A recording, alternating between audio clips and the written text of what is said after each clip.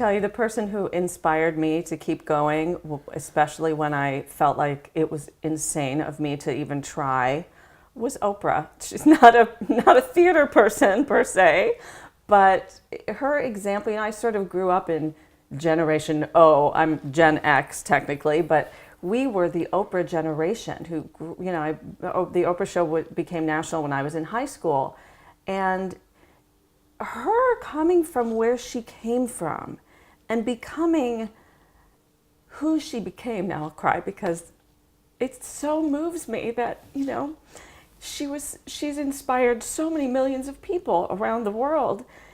And to me, it's less about the spectacle of the success and what she's made of herself in terms of money and fame and celebrity, but the person that she is and how she uses who she is to make a difference and to stand in her power. I mean, the confidence that she radiates, the authenticity, the genuineness of her. That has really inspired me all along my own journey to think, I'm this kid from Detroit who grew up in a neighborhood where we were from the wrong side of the tracks, and I was going to school with people who were, just seemed like in another league. So I always had a sense of feeling less than. And here comes Oprah from nothing, having really gone through a lot of struggle in her young life.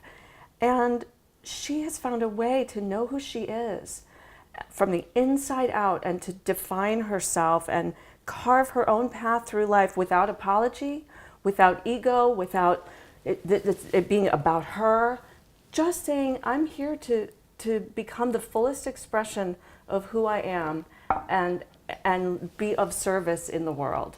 Use what I've been given to make a difference. And that, to me, it continues to inspire me to this day.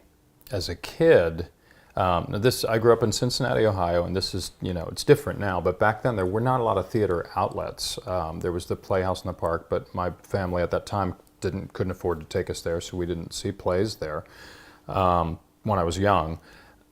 So my exposure to the classics was television, and it seemed that every classic thing that came onto TV, Richard Chamberlain was starring in. It was The Man in the Iron Mask, or it was The Thornbirds, which isn't really a classic, but he was always and I was inspired by him because I was like, who is this guy who's just the leading man in all these different classic stories, and Count of Monte Cristo, and they were adventures too, which was really appealing to me as a kid. So I had had it in my head that I wanted to become the next Richard Chamberlain. That was my thought as a young man, and that inspired me to look more into the acting world than necessarily the musical world when I started out.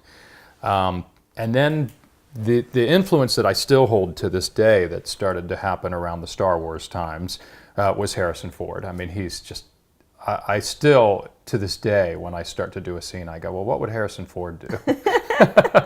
And I think the reason for that is that he brought, particularly my favorite was Raiders of the Lost Ark, because you have this hero who is larger than life, and yet embodied by Harrison Ford, you could see the cost of everything he would do. You could see that there was physical pain involved in going through the adventures that he was going through, and that he was tired, and that there was a cost to it. And that was a big lesson for me in terms of like, what if I am tasked to tell the story of a human being, as I've been lucky enough to have been in my life, in my career, what do I want to reflect? And ultimately, I want it to always be something that anybody sitting in the audience will say, I've been there, I know what that feels like, I see what he's going through, I recognize that. To bring as much of the actual human, not just the gain of what you're gaining as an actor, getting the objectives that the character is going after, but also what's the cost.